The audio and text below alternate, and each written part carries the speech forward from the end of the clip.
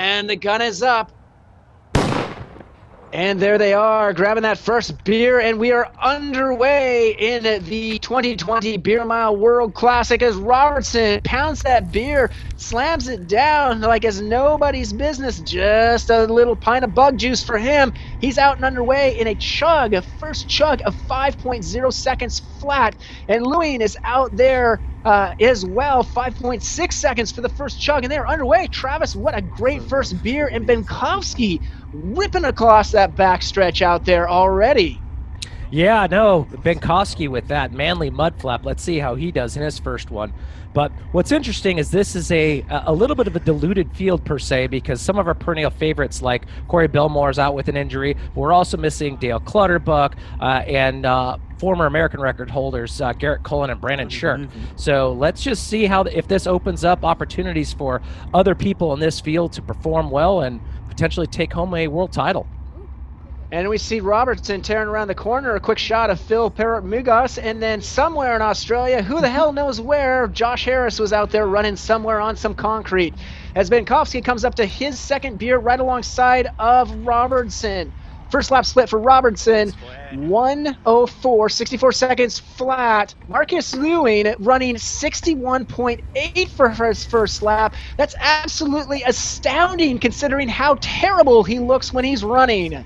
Travis, after that second beer comes through, it seems that Finchy, the newcomer, splitting that second chug of 7.0 seconds. Not as fast as Robertson's 5.7 seconds beer, but we all know it's a combination of beer, it's a combination of running. That's what makes the beer mile. What do you have in terms of insight for us? Well, you know, keep a look on, or keep an eye on Marcus. You know, they have a bit of an advantage, the Swedes, because, well, they're historically known for finishing their beer, but they didn't quite last year, which led to a disqualification on the team side. But they also do participate in a beer mile the night before the actual beer mile. And since this format it allowed for everyone to do multiple runs, this could have a factor in his legs today. Let's see how this works out for him as part of his race strategy. It may answer the age-old question, is more beer better for your running or less beer better for your running? We'll find out very shortly as Robertson grabs beer number 3 after a 64.3 second lap. And Benkovsky, with that glorious mullet, he must be drinking malt regardless of what he's told us in the past. He's pounding down beer number 3, and Phil Perot-Mugos briefly on the screen, just a little showcase of what it's like to shuffle with 3 beers in your belly underway. Turn our attention to Josh Harris, still stuck somewhere in Australia, somewhere, who knows, but back to the action on hand. Robertson tearing around for that third lap. Let's see how he does as Finchy is back onto the backstretch somewhere. Who knows with that foul camera work where he is, but we do know that his buddy's been pouring out the suds to make sure he is under 4 ounces at the conclusion of the event. Well, let's not forget about Finch's fabulous mustache. It's the kind of mustache that he had last year that says, "Yeah, I've been naked on film. What of it?" Now, there you go. Regardless of what Finch is sporting on his upper lip, that soup strainer of his won't help him in the beer mile, but it will help him on the dance floor. Robertson throwing down his final beer. That looks to be a 64.3 second third lap. He's actually got a shot at the world record, Travis. That was a 6.4 second chug for him.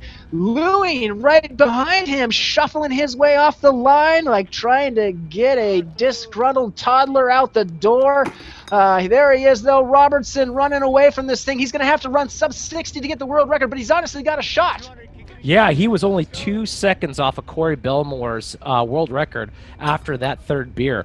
This is going to be super tight. Let's see if he can pull it off. We've got a chance at a world record, if not anything, an American record. There we go, as Finchy's out there on the backstretch as well. He's looking for Australian fame. Robertson coming around that final turn. He's got to dig deep. He does have a shot at that world record. Can he pull it together in the race of his life? Robertson on his way through the line, dipping through.